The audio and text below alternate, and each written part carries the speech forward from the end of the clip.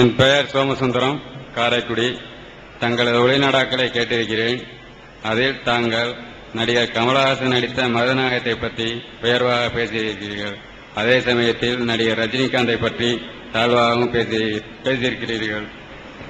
நபிகள் நாயகத்தை ஓவியத்தை வெறுத்த நபிகளின் மதத்தை சேர்ந்த இது உங்களுக்கு ஒரு நிமிடம்.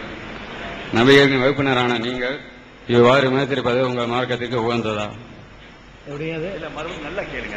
கேள்வி என்ன விளங்கல, கொஞ்சம் மைக்கு கிட்ட வச்சிருங்க. தங்களுடைய ஒளி நாடாக்களை கேட்டிருக்கிறேன். தாங்கள் அதில் கமல் நடித்துக் கொண்டிருக்கும் மருதநாயகம் திரைப்படத்தை உயர்வாக விமர்சனம் செய்கிறீர்கள். அதே சமயம் ரஜினியை தாழ்வாக விமர்சனம் செய்கிறீர்கள். ஓவியங்களையே வெறுத்த நபிகளின் வகுப்பினரான நீங்களே இவ்வாறு விமர்சிப்பது உங்கள் மார்க்கத்திற்கு உகந்ததா? சரி. அதாவது என்னுடைய ஒளிநாடாவை அவர் கேட்டிருக்கிறாராம், அதான் கேள்வி. அதுல நீங்கள் மருதநாயகம்ங்கிற படம் எடுக்கிற கமலஹாசனை உயர்வாகவும் ரஜினிகாந்தை நீங்க தாழ்வாகவும் அதுல பேசி இருக்கிறீர்கள். இப்படி பேசுவது உங்களுடைய மார்க்கத்திற்கு உகந்ததா அப்படின்னு கேட்கிறாரு. இப்ப நம்மளை பொறுத்த வரைக்கும் கமலஹாசன் இல்ல, சினிமா நடிகர்களை நாம் உயர்வா பேசுவதில்லை, கமலஹாசன் உள்பட.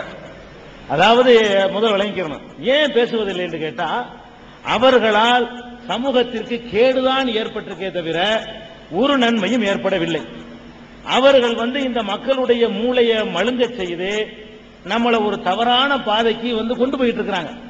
இன்னைக்கு நீங்க எடுத்துக்கொள்ளுங்கள், சினிமாவில் உள்ள ஒவ்வொருத்தரும் கோடி கோடியாக அவங்க சம்பளம் வாங்குறாங்க.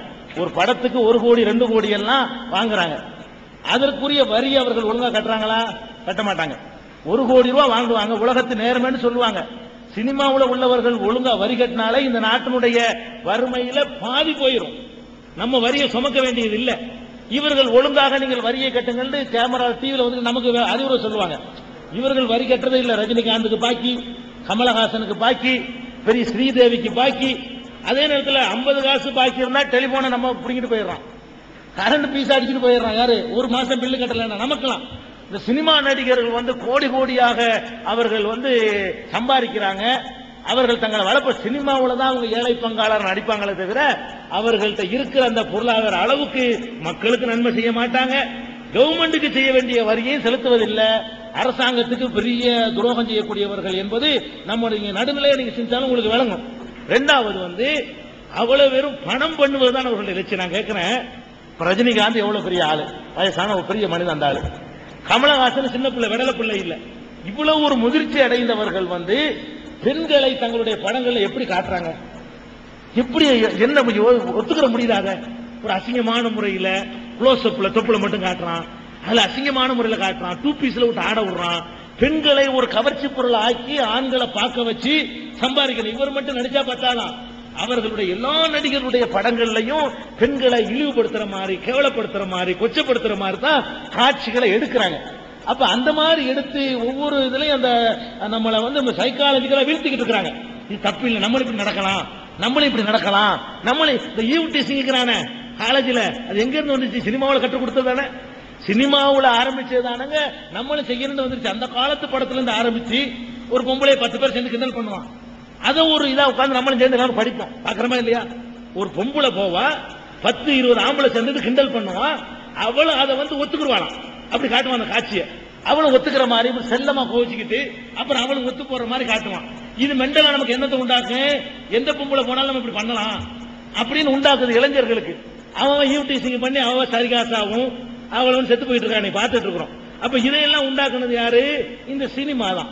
இன்னும் சொல்ல போனா இந்த சினிமாவுடைய மாயினாலதான் நம்ம இன்னைக்கு சிந்தனையை மழுங்கடிச்சுக்கிட்டு இருக்கிறோம். சினிமாவில் அம்புட்டு போய் நடக்கும். மேலை நாட்டையாவது ஒத்துக்கலாமுங்க, நம்ம தமிழ்நாட்டில் இருக்கிற சினிமாக்காரருக்கான இவன் அளவுக்கு நம்மளை கெடுத்தவன் நம்பவே ஒரு கடுகளவு மூளை இருக்குன்னு நம்ப முடியாது. அந்த மாதிரி காட்சியெல்லாம் காட்டுறானா இல்லையா? அடை எதிரி ஹெலிகாப்டர்ல போவாங்க, இவர் ஜீப்ல போய் பாஞ்சு ஹெலிகாப்டர் பிடிச்சிருவாரு. இது என்ன நடக்குமா? நம்ம நம்பி விசில் அடிக்கிறோம். நம்மளை எப்படி ஆக்கிட்டான்னு கேட்டா, இருக்கிற மூளை யூஸ் பண்ணாம அதையும் ரசிக்கிற அளவுக்கு ஆக்கிட்டாரா இல்லையா? மாட்டு வண்டியில போய் ஜீப்பை பிடிச்சிருவாரு. அவன் ஜீப்ல ஓடுவான் இல்ல, இவர் கதாநாயகம் மாட்டு வண்டியில போவாரு. மாட்டு ஓடி போய் பிடிப்பாருங்க. கரெக்டா மாடியில இருந்து குதிப்பாரு, 8 மாடியில இருந்து. அவர் குதிக்கிற நேரத்தில் கரெக்டா ஒரு வைக்க போற ஏற்றிட்டு வண்டி கரெக்டா வரும். அதுல வந்து பொத்துன்னு விழுவார் கரெக்டா. இதுல எந்த உலகத்தில் நடக்கும் இது? ஒரு மனுஷன் 25 பேரை பந்தாடுவாரு. அவன் அறுவாளை வச்சிருப்பான், கத்தியை செயினை வச்சிருப்பான், ஒண்ணு மேல படாது, இவர் மேல படவே படாது. இவர் வெறிஞ்ச வச்சு இப்படிம்பாரு, இங்கிட்டு 10 விழுந்துருவான், இப்படிம்பாரு, இங்கிட்டு 10 விழுந்துருவான்.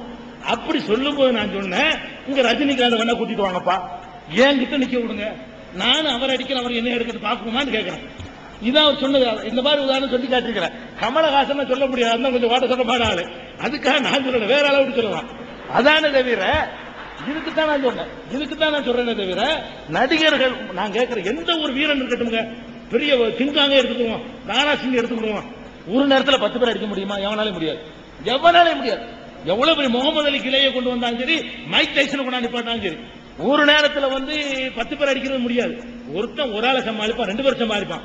10 பேர் சேர்ந்து பிடிச்ச அமைக்கிட்டான்னு சொன்னா கபடியில பாக்குறீங்கல்ல, ஒரு ரம்மு காப்புனான 2 பேர் காலையும் காலையும் முடிச்சாங்கன்னா ஒண்ணும் செய்ய முடியாது, பெரிய வீரராக இருந்தாலும் சரி. இதுதான் யதார்த்தம். இந்த யதார்த்தத்தை கற்றுக் கொடுக்காம நம்மளுக்கு கிறுக்கனாக்குறானா இல்லையா? நம்ம 50 பேரும் பைத்தியக்காரனாக்கி அவனை வீரன் நினைக்க வைக்கலாம். நம்ம என்ன நினைச்சுக்கிட்டு இருக்கிறோம்னு கேட்டா, இந்தியாவிலே பெரிய வீரர் யாருன்னு கேட்டா கமலஹாசன், விஜயகாந்த், ரஜினிகாந்த், இவர்கள் எல்லாம் பெரிய வீரர் இந்தியாவிலேயே. அவர்கள் மாதிரி வீக்கானவர்கள் யாரும் கிடையாது. எல்லா விதமான கெட்ட பழக்கங்களும் உங்கள்கிட்ட உண்டு. உடல் ரீதியா மேக்கப் போட்டு வேணா காட்டலாமே தவிர என்ன சண்டை காட்சி சண்டையா பிடிக்கிறான், அவ்வளவு ஏமாத்தான். இப்படிமா இன்னைக்கு போதும் இதுன்றான், இப்படிங்கிறது மட்டும் ஒரு நாளைக்கு சண்டை காட்சியில, அடுத்த நாளைக்கு வந்து அப்படிமா அது ஒரு நாளைக்கு எடுப்பான். இவன் உழுவுறது ஒரு நாளைக்கு, 2 சேர்த்து மிக்ஸ் பண்ணி இவன் அடிச்ச மாதிரி காட்டி போடுவான். மேல கூட படாதுங்க, இப்படின்னு வரும், இவ்வளவு தூரம் இருக்கு கேமரா கோணத்துல, இது பட்ட மாதிரி காட்டுவான். இப்படிமா இவ்வளவுதான், அவன் கீழே விழுந்துருவான். கீழே உழுவணுங்கிறது அவன் சொல்லிக் கொடுக்கப்பட்ட போதனை, காசுக்காக வேண்டி. அதுக்குள்ள அடிபட்டு விழுவுறது இல்ல, இப்படி கொண்டு வருவார், நீ விழுந்துடணும். ஒரு 7 தடவை சொல்லிக் கொடுத்து இவன் குத்தி அந்த கீழே உழுவுற காட்சியை ஒரு 25 தடவை எடுப்பான். சூட் ஆகாது. 26 தடவை எடுத்தவன தான் ஓகே ஆகும். இப்படி எல்லாம் எடுத்து வைத்துக் கொண்டு வேகமா படத்தை ஓட விட்டு நம்ம எல்லாரையும் கிறுக்கனாக்கி போடுறாங்க 3 மணி நேரம். அந்த வைத்தறிச்சல்ல ஒரு கலாச்சாரத்தை கெடுக்கிறாங்களே, ஏமாத்துறாங்களே, ஹீரோவாகுறாங்களே, பெரிய தலைவர் நினைக்க வைக்கிறாங்களே, தலைவருடைய தகுதியா அப்படிங்கிற ஒரு இதுல தான் நம்ம செஞ்சோமே தவிர மற்றபடி நம்முடைய பார்வையில எம்ஜிஆர்ல இருந்து, சிவாஜில இருந்து, கமலஹாசன்ல இருந்து, ரஜினிகாந்த்ல இருந்து, சினிமா துறையில உள்ள எல்லாருமே அரசாங்கத்தை ஏமாத்தி கொண்டுதான் இருந்தார்கள், இருக்கிறார்கள், இனிமே இருப்பார்கள். அது எந்த டவுட்டும் கிடையாது. இதான் நம்ம பார்வை. இது சொல்ற தப்பா? ஒரு தவறு செய்யறவர்களை தாட்சணியம் இல்லாம விமர்சிப்பது என்பது இஸ்லாம் கற்றுக்கிற பண்பாடு தான். அதுக்கு தான் விமர்சிக்கிறோம்.